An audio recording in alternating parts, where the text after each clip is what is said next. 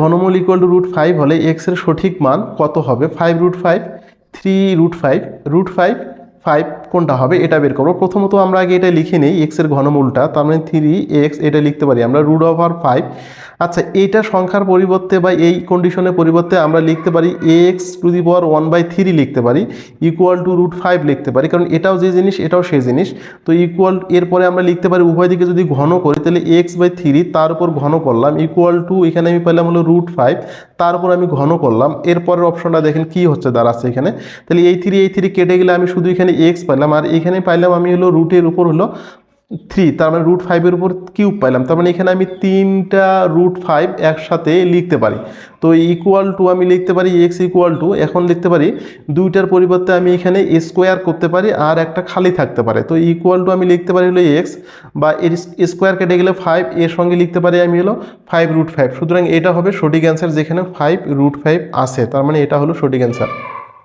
b equal to 2 হলে EQ plus bq plus 6ab equal to কত হবে? 6, 4, 9, 8 কোন অপশনটা হবে এটা আমরা খুঁজে বের করব। তার আগে আমরা এটা লিখে নিই আগে EQ plus bq plus 6ab। তো দেখুন এটা সূত্র আমরা লিখতে পারি a plus B whole cube minus 3ab, a plus হলো b ইন্টু প্লাস অবশিষ্ট 6ab। তো দেখুন এটা একটা মান আছে, আমার মান হলো 2 কিউব, এরপরে 3, ab এর মান আমি জানি না, a প্লাস b এর মান দেওয়া আছে আমার 2, প্লাস এখানে আছে আমার হলো 6ab। তো দেখুন এটা ইকুয়াল টু আমি 8 লিখতে পারি, মাইনাস 3 দুগুণা 6ab করতে পারি, প্লাস 6ab করতে পারি, এটা আর এটা প্লাস মাইনাস একই হয়েছে কেটে দিতে পারি, তাহলে ইকুয়াল টু আমি পাচ্ছি 8। তো 8 এর অপশনটা হবে আমাদের এখানে সঠিক অ্যান্সার।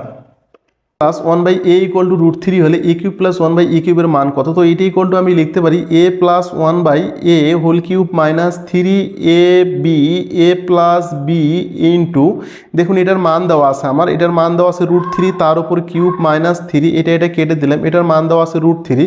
তো এটা ইকুয়াল টু আমি লিখতে পারি 3টা √3 লিখতে পারি, মাইনাস হলো 3√3, দুইটা √3 পরিবর্তে একটা 3 লিখতে পারি ইকুয়াল টু 3 মাইনাস হলো 3√3, তাহলে এটা প্লাস মানে যাকে হয়েছে কেটে গেছে, আমি পেলাম 0। তো 0 হবে এই প্রশ্নের সঠিক অ্যান্সার। 1/x ইকুয়াল টু 5 হলে এখানে 3টা মান দেওয়া আছে, এই মানগুলো চেক করতে হবে কয়টা সঠিক বা নাকি সবগুলাই সঠিক।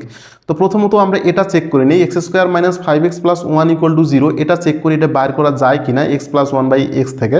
তো x plus 1/x equal to আমি এখানে লিখতে পারি হলো 5, এখান থেকে আমি লসাগু করতে পারি বা লিখতে পারি x² plus 1 divided x equal to 5, বা আমি যদি কোনাকুনি গুণ করি x² প্লাস 1 ইকুয়াল টু আমি লিখতে পারি 5x, বা x² এই 5xটা ভিতরে ঢুকে গেলে আমি minus 5x plus 1 equal to 0 লিখতে পারবো। তার মানে আমাদের এখানে 3 নাম্বার যে অপশনটা দেওয়া আছে এটা হলো সঠিক অপশন, মানে এই মানটা আমাদের ঠিক আছে। এখন আমরা দেখব 2 নাম্বার অপশনটা কি দেওয়া আছে, x³ plus 1/x³ equal to 110 আমাদের বের হয় কিনা। তো দেখুন আমরা x³ plus 1/x³ equal to লিখতে পারবো x plus 1/x whole cube minus 3ab a plus b into, এটা লিখতে পারি। তো এটার মান দেওয়া আছে আমার কত হলো 5, তাহলে 5 এর উপর কিউব মাইনাস 3, এটা কেটে দিলাম, এটার মান দেওয়া আছে আমার হলো 5। তো দেখুন এটা কত হচ্ছে 5 কিউব, মানে আমরা লিখতে পারি হলো 125, আর 3 × 5 = 15, তাহলে 125 থেকে 15 বিয়োগ করলে 110, তার মানে আমাদের 3 নাম্বার যে মানটা দেওয়া আছে এই মানটা আমাদের সঠিক দেওয়া আছে। এখন এই মানটা আমরা বের করব, চেক করবো x² minus 1/x² equal to 5√2 হয় কিনা। তো আমাদের মান দেওয়া আছে x plus 1/x equal to 5, তো এইটা ইকুয়াল টু আমরা কি লিখতে পারি x plus 1/x into x minus 1/x equal to 5√2 21। এটা দেখেন এখানে এই মানটা আমাদের আছে, এই মানটা আমাদের অলরেডি 5 দেওয়া আছে, বাট এই মানটা কিন্তু দেওয়া নেই। এখন আমরা ওই মানটা বাইর করে নেওয়ার চেষ্টা করব। ওই মানটা যদি আমরা বাইর করি এভাবে বাইর করতে পারি, x minus 1/x whole square equal to লিখতে পারি x plus 1/x whole square minus আমরা লিখতে পারি হলো 4 ইন্টু 1/x। তো দেখুন বা আমরা লিখতে পারি x minus 1/x whole square equal to, এটার মান আছে আমার হলো 5, তাহলে 5 এর উপর স্কোয়ার, এটা হলো 4, এটা কেটে গেল, ক্লিয়ার। তাহলে বা x minus 1/x whole square equal to 5 × 5 = 25 বিয়োগ হলো 4, বা আমরা লিখতে পারি x মাইনাস 1/x এটাকে বর্গমূল এই পাশে পার করে দিতে পারি স্কোয়ারটাকে, তাহলে 25 থেকে 4 বিয়োগ করলে 21, তার মানে আমরা পাইলাম হলো √21 পেলাম, তাহলে x - 1/x = পেলাম √21। এই মানটা যদি আমি এখানে বসাই দিই √21, তো এই জিনিসটা থেকে আমরা কি লিখতে পারি, তাহলে 5√21। তার মানে এইটাও কিন্তু আমাদের সঠিক অ্যান্সার। তার মানে যেখানে 1, 2 ও 3 নাম্বার আছে সেই অপশনটা আমাদের সঠিক অপশন। x + y² = 27 ঘনমূল এবং xy = 0 হলে এখানে তিনটা মান দেওয়া আছে, কোন মানটা সঠিক সেটা খুঁজে বের করতে হবে। প্রথমত আমরা লিখি এখানে x + y² = 27 আমরা লিখতে পারি হলো ঘনমূল।